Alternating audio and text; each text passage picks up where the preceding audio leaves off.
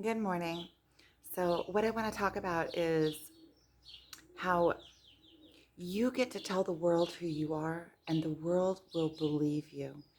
Um, During the spiritual awakening, we come to a point where we begin to believe in ourselves more and more, and as we unfold and as we remove the layers and we get to our core self, we come to this place where we are in um,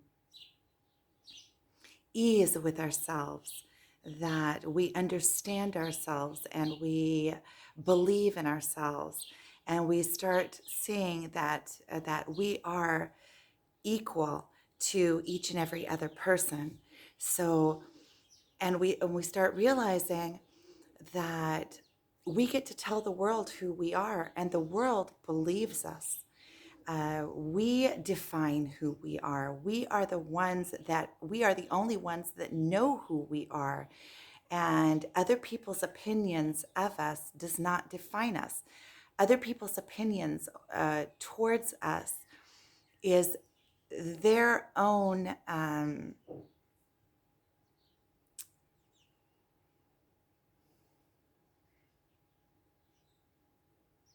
is their own take on the world.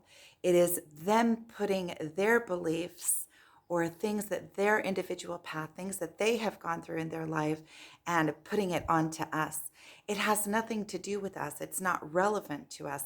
Each and every one of us has gone through their own lifetime and have had their own experiences and their own things that they have to overcome. And each of us has our own nature to us, and each of us has our own um, talents and abilities and capabilities. And other people's opinions of us do not define us.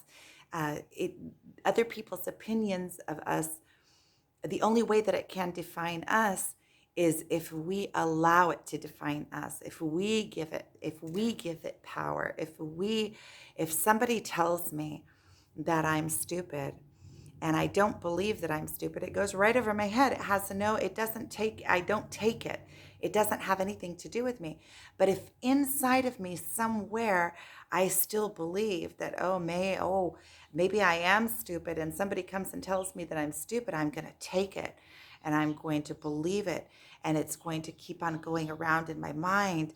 And I'm going to give it meaning. I'm going to give it purpose because somewhere in me, I still believe it, or somewhere in me, I have that belief. And then I'm like, oh no, they saw me. They were able to see it in me.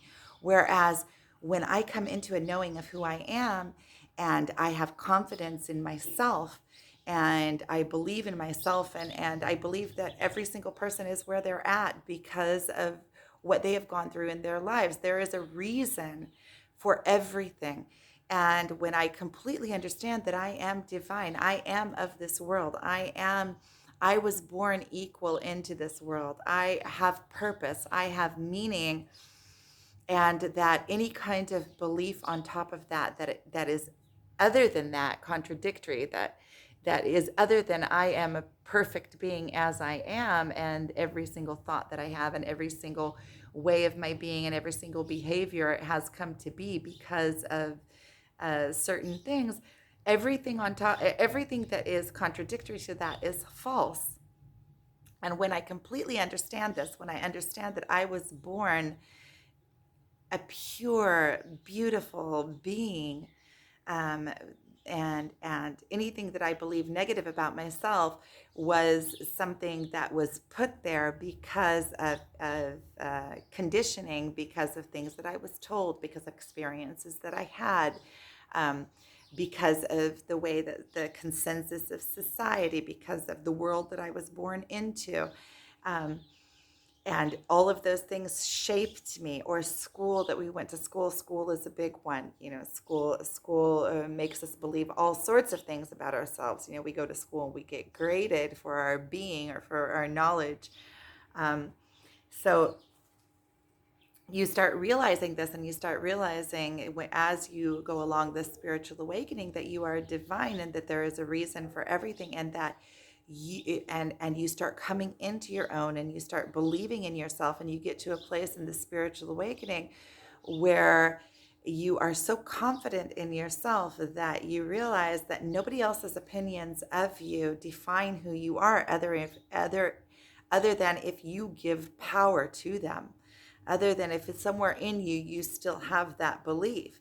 And so you get to define who you are. You get to tell the world who you are. And it's amazing that once you start putting yourself out there and you start telling the world who you are, and there's also an element of, fake it till you make it.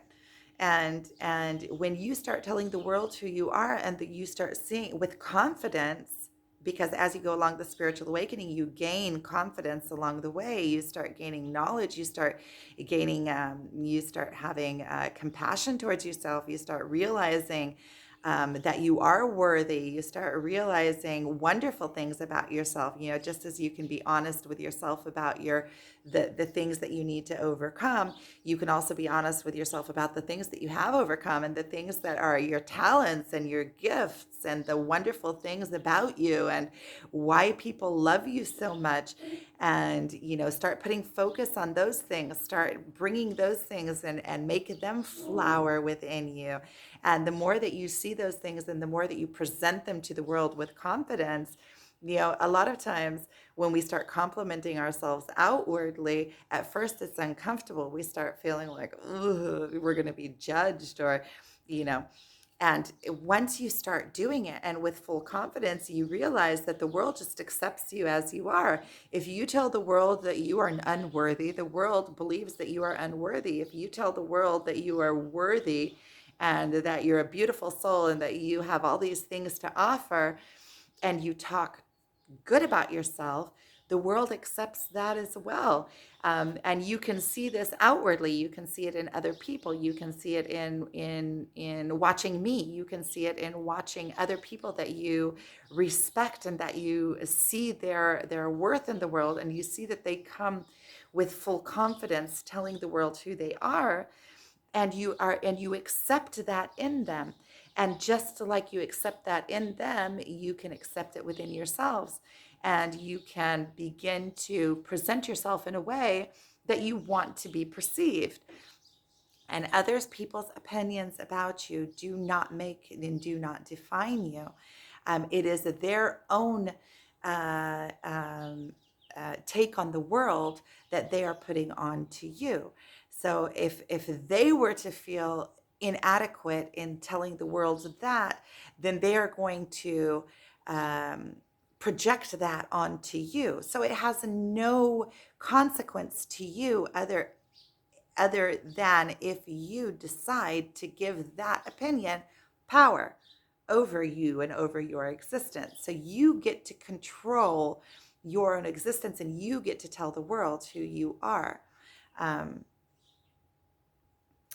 and really, there was another addition onto this, is really paying attention to the words that you use about yourself. Really start paying attention. It was something that I jotted down this morning. I was helping my son get ready for school, and he started saying something about himself that was derogatory. I don't even remember what it was, but he was saying, "Oh, I can't," or "I'm just like this," or something. And I was seeing like this. I was seeing the words coming out of his mind and going out of his mouth and going back into his ears and back into his mind, and I could see. And I started telling him, "Don't say those things about yourself." Now he's 14, so he was like, "Ugh, ugh, ugh." He was like making kind of like kind of like fun. And I explained to him, the words that you say about, especially about yourself, they have power to them. You are programming your own mind. You are hearing these words about yourself and reinforcing, even if it's a joke about yourself, you're joking about yourself.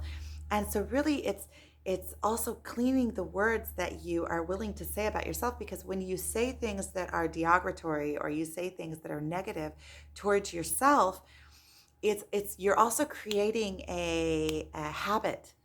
And you will say these things outwardly, you'll say them in public, and you are creating this opinion about yourself. You are creating a cycle. You're creating other people's opinions about yourself. Whereas if you say good things about yourself, first of all, you're hearing good things about yourself and you're reinforcing that light energy about yourself, because words, I did a video before about how words are magic and how they create your reality and they create your perspective. And especially the words that we use against ourselves, they're like magic spells. The words have emotion attached to them. And if we say words that are harmful or words that have this archetype, this negative archetype attached to them, words are the simplest, one of the simplest forms of manifestation. We're taking a thought and manifesting it into reality. We're by using a word. We're taking a thought and making it into a creation. And so when we use these words that have a negative feeling to them about ourselves, first of all, just saying a word that has a negative feeling to it has a negative feeling to it, and we have to vibrate that negative. And it's that we're bringing that essence through us. We're bringing this negative vibration through us. So we're vibrating at a lower level. And also saying it about ourselves and listening to the words, we're reinforcing that thought. Even if it is a joke, it still has that negative essence to it. We're belittling ourselves. We're bringing ourselves off of this very, very high pedestal that we can bring ourselves up to using our words. And we are belittling ourselves and bringing ourselves to a lower point. So really, especially the words that we use about ourselves, we need to really purify and make sure that we're using words that we want to be associated with, uh, um, that we want to feel about ourselves. And so, just to sum this up, opinions of others, we get to tell the world who we are, and the world believes us. And other people's opinions about us, it's really nice if they have good opinions about us, but it does not define who we are. We define who we are. And so I really want to thank you guys for watching.